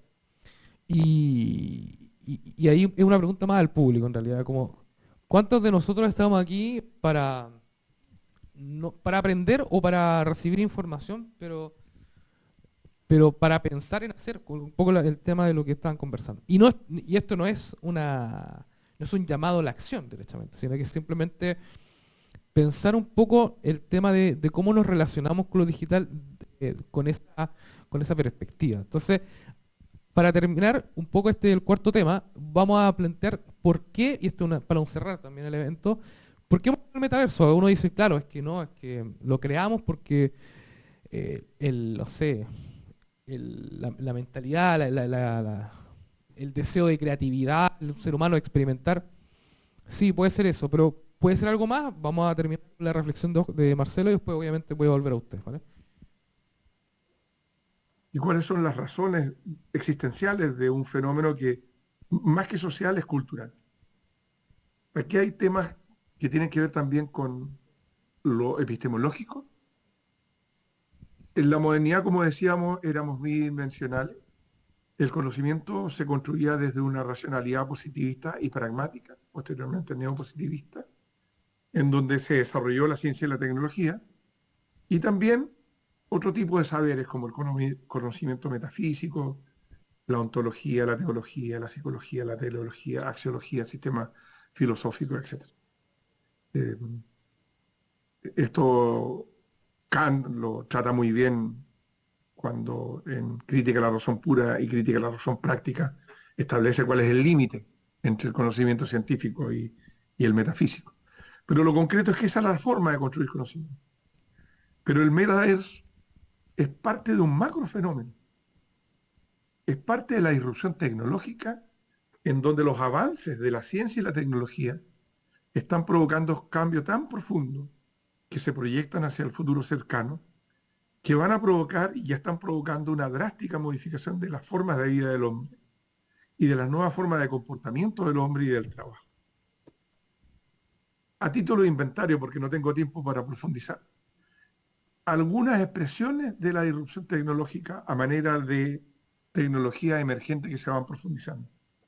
La inteligencia artificial, la big data o el manejo o el procesamiento masivo de datos, la biología sintética, la ingeniería de tejidos, los laboratorios de sistemas complejos que permiten reproducción artificial de la biología natural, la robotización asociada con la microminiaturización, que permite no solamente la reproducción artificial del movimiento, sino que también con la nanotecnología invadir aspectos de la vida del hombre y resolver problemas de la salud humana, la realidad aumentada, que también es parte del metaverso, las redes neuronales artificiales, el procesamiento natural del lenguaje, como ya lo dije, la salud digital, el Internet de las cosas, el Internet de las personas, la ciudad inteligente, los vehículos autónomos, el blockchain, mercado digital, las bitcoin y todas las criptomonedas, la impresión 3D y 4D que incluso va a permitir que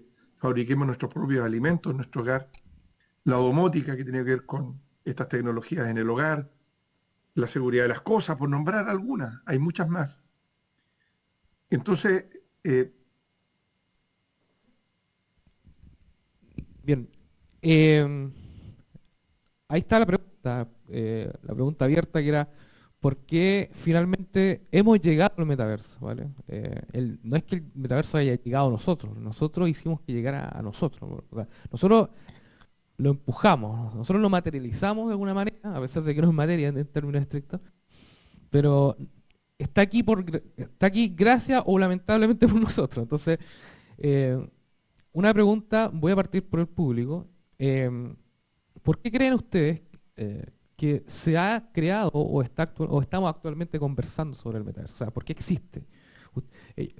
¿Alguna atisbo de esta respuesta? O sea, algunos atisbos ya los dieron obviamente cuando discutíamos del tema de ese deseo de ser otro, el deseo de un poco acercarnos de otra manera. ¿Qué creen ustedes?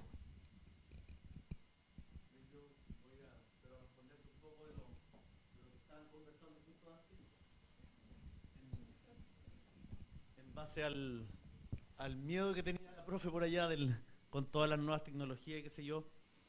Y colgándome un poco también del amigo allá abajo que citaba Maturana, también lo voy a citar un poco. Él dice que uno no es, uno va siendo y va constantemente siendo. Entonces, si lo llevamos al mundo de la educación, ¿cierto? Hay que ir adaptándose a las nuevas realidades o a las nuevas herramientas.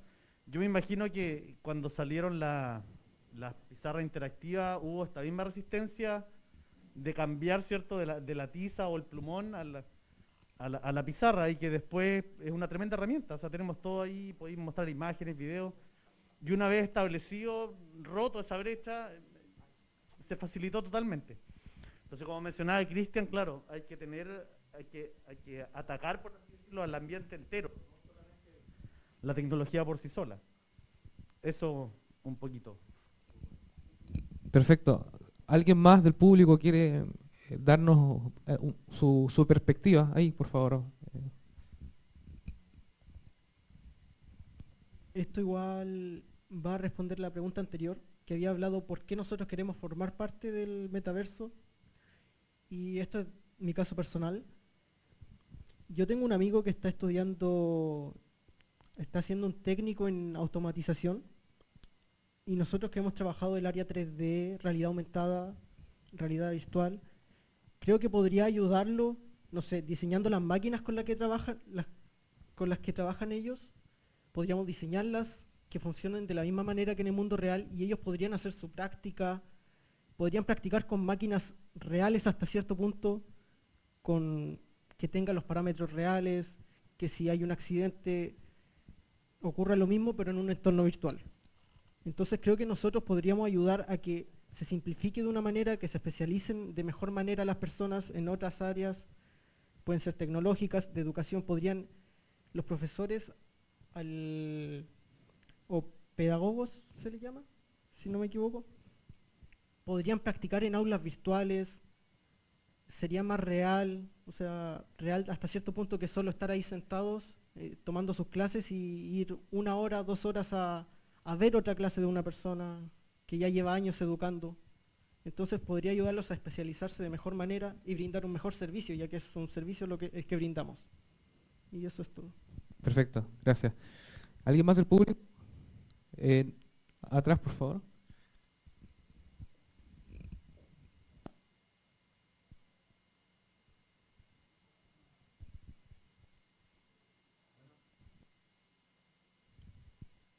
¿Aló? En primer lugar, agradecer la instancia y la conversación. Creo que hay muchos datos, información y análisis que he tomado que quizá en algún momento o en otras circunstancias no lo hubiera tenido. Y creo que en esta discusión un elemento que es importante y que a lo mejor no se ha conversado tanto, pero sí se mencionó, era el elemento ético, que en el fondo es lo que nos lleva a la correcta utilización de esto, que en el fondo es una herramienta. Y como decíamos inicialmente, en el fondo se ve una tecnología para obtener un bienestar, y ese es el fondo, y yo creo que es también un elemento ético del que estamos conversando. Porque si bien vamos viendo elementos más superficiales, como el teletrabajo, que decimos, vaya, es una herramienta que nos puede ayudar a funcionar y a volver a lo mejor más eficientes los espacios, pero también para los que hemos tenido teletrabajo, termina siendo a veces menos productivo, o terminan llenándonos de reuniones, etcétera. Entonces van habiendo elementos que pueden generando un elemento negativo, así como también estos elementos de inmersión o elementos mayormente tecnológicos, hasta dónde están los límites que hay que generar, incluso en lo que hablábamos de un elemento como una nueva constitución, o en la constitución en sí misma, en donde deben haber o debieran haber límites de dónde está esta información, porque si también tenemos un elemento mayormente inmersivo, también un elemento que va a recoger mayormente nuestra información a tiempo real, lo que conversamos, lo que hablamos, lo que sentimos, incluso en elementos médicos, las sensaciones, nuestros signos vitales, etcétera, que incluso se conversó en algún momento en una conversación en la radio Agricultura de Piñera, donde hablaba del futuro de la salud, en donde se proyectaba, en donde puede haber una conexión constante de los signos vitales, etcétera, para anticipar enfermedades, pero también dónde van a estar los límites de esos elementos, que también va a ser lo inmersivo, de lo que hablamos, pensamos, etcétera, y eso no vaya a ser utilizado de otra manera, con términos comerciales, de espionaje o no sé, y en eso Y en eso, en el fondo, es una conversación que es una conversación ética. Entonces, es donde tenemos que ver también elementos éticos que podrían estar en lo que hablamos de una constitución, leyes, y en el fondo es lo que vaya hacia el beneficio de la sociedad y de los individuos. Lo que pasa es que hay un problema con el tema del dato, que estamos alimentando una máquina. Lo que pasa es que la gente piensa que hay una protección de la información porque tú no puedes acceder muchas veces a lo que está haciendo el otro, pero tú alimentas constantemente la máquina. Con cada foto que tú mandes, cada texto que tú imprimas, cada post que tú hagas, estás alimentando lamentablemente la máquina y está hecha. O sea, no se creó con ese propósito. Lo que hicieron primero con Facebook no era ese el propósito. Eso se hizo después con Microsoft. Cuando se creó Microsoft tampoco estaba pensado en la extracción de la data, estaba pensado en que hagan formatos de herramientas que les permitieran a la gente construir otras herramientas, pero siempre con mi patente. O sea, siempre van a tener que pagarme a mí la licencia por usar este software. Hasta que se dieron cuenta que era más valioso recopilar la información que si tú ocupas eso para hacer una herramienta más grotesca. Y cada vez que ustedes ocupan WhatsApp y mandan una foto íntima, eso se imprime en un servidor y se devuelve eso después a la persona que se lo está enviando. Cada vez que tú pides un texto de voz, eso se copia en un servidor, alimenta en la máquina, extrae para ver de qué manera la gente está hablando y después se lo devuelve al otro. Todo está impreso en un servidor y todo eso está alimentando la data. No manden fotos íntimas, les digo en serio, no ocupen WhatsApp ni en otra red social porque eso se está imprimiendo, alimenta en la máquina. Cada vez que tú te dice usted en 3 cuadritos qué parte está en auto, lamentablemente le estás dando la instrucción a la inteligencia artificial que después detecte que aquí hay un auto para la geolocalización, geoubicación, porque es más valioso el dato, la información, la palabra clave, la palabra buscada, que si estamos comercializando publicidad. Eso es para la gran industria. El Big Brother existe y está para eso. Y los chinos son terribles con eso. O sea, no olviden que atrás de un chatbot también había una persona que automatizó eso para que eso se fuera real. O sea, después le dan la instrucción a la máquina para que lo identifique. Pero ya eso es como para alarmarse. La información que protegen los gobiernos también es para alarmarse, porque hay algunas cosas que son de Gov que tienen que ver con ahora tu clave única, y todo lo que esté linkeado con clave única, el gobierno tiene acceso. Todo lo que tiene que ver con los servicios por interno, el gobierno tiene acceso. ¿Quiénes son las personas que están detrás que ven esa información? Es lo que se tiene que proteger dentro de un proceso de constitución que no está. Lo desglosamos con algunos jóvenes profesionales con el podcast que estamos trabajando con Libres, otro sponsor, no. Otra publicidad, pero es política joven, de profesionales jóvenes, que nosotros no nos compramos mucho el sistema, ¿cachai? Que uno dice, pucha, entre trabajar en una oficina con un buen sueldo y no, la verdad que yo quiero ganar no tanto, es cool viajar, plantemos árboles, todo ecológico. Y esa es una generación que en 50 años más nosotros vamos a tener como 80 y vamos a priorizar que los proyectos porque vamos a ir evolucionando, los proyectos que tengan que ver con esa índole, que tengan que ver con ese desarrollo social, económico, vamos a hacer esa protección. Entonces, socialmente va para allá. Y lo otro que también está interesante con la inteligencia artificial, que no tocamos mucho, pero tiene que ver con el desarrollo del metaverso, es que todo lo que está en la nube hoy en día, en YouTube hace un crash de temas específicos, y por ejemplo, si hay 100.000 videos pedagógicos que están hablando de las matemáticas, van a hacer un crash y van a empezar a hacer contenidos donde ven que la persistencia retiniana, porque eso también es un tema, y la capacidad de concentración que tiene la gente para pausar o para cambiar, te van a hacer contenidos narrados digitalmente, comprimidos en cápsulas, y te los van a mandar específicamente. Eso es un desarrollo de inteligencia artificial que está haciendo a través de un avatar, y te van a hacer clases concisas. O sea, sí, realmente el docente, con toda esta data que se está almacenando, se va a reemplazar en un momento. Y en el metaverso te lo va a dar, te va a enseñar matemáticas la máquina. Hay un tema importante que lamentablemente tenemos que cerrar, pero no sé si alguien tenía el micrófono. Sí, antes, para terminar. Sí, Adolfo, por favor. Vale, ¿se escucha? Sí, se escucha.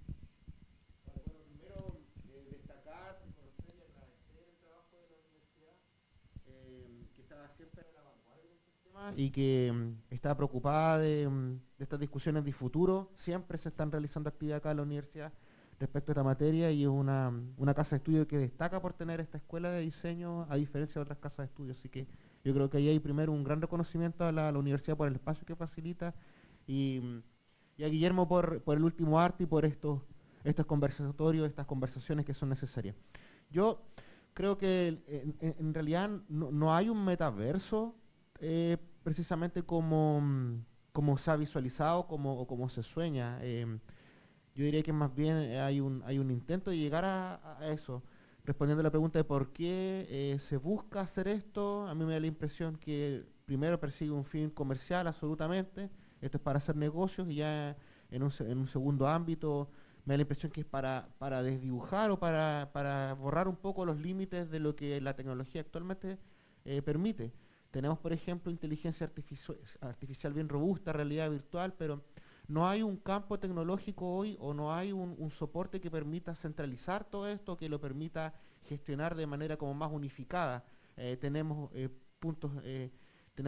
tipos de tecnologías distintas que cumplen propósitos que entre sí funcionan muy bien, pero me da la impresión que cuando hablamos de metaverso estamos aspirando a algo que permite primero generar una verdadera instantaneidad entre los contenidos de la realidad física, de esta realidad que observamos, con algo que lo permita procesar mejor. Quizás es muy amplio, muy grande el concepto, pero sin duda que lo que se va a intentar eventualmente a partir de estos aproximaciones de Zuckerberg puede ser interesante. Yo, al menos hoy, si tú me hablas o me preguntas si es que hay metaverso o no hay metaverso en la medida en la que la propuesta de eso sea un espacio como de personajes animados o de avatars, ¿cierto? Con intercambio de ropa y personalización, etcétera. Yo creo que ahí no hay metaverso, pero sin duda que puede ser interesante avanzar a algo que permita generar como una conexión muy avanzada, rápida y muy en tiempo real de una nube más compleja que lo. Perfecto, muchas gracias. Hay un tema que mencionó el Adolfo que es interesante. Y para cerrar, lamentablemente tenemos que cerrar, el tiempo nos apremia, que más que definir cómo es, ¿vale? Pero realmente sea un ideal, ¿vale? Y cuántos ideales tenemos, ¿no? en la vida humana, o sea, conceptos como progreso, igualdad, libertad, nunca se consumen totalmente, al 100%. Quizá metaverso también es otra forma de hablar de un ideal, ¿no? De hablar de un ideal. Y en ese sentido, la conversación queda totalmente abierta, ¿vale? Todavía queda futuro que conversar. Agradezco antemano al público presente, a la universidad, evidentemente, que hace posible este espacio, a los expositores que estuvieron acá y no estuvieron acá también, pero que igual participaron. Y finalmente, aquí a pedido de la universidad, me comentan de que a propósito de lo virtual, lean por favor este código QR.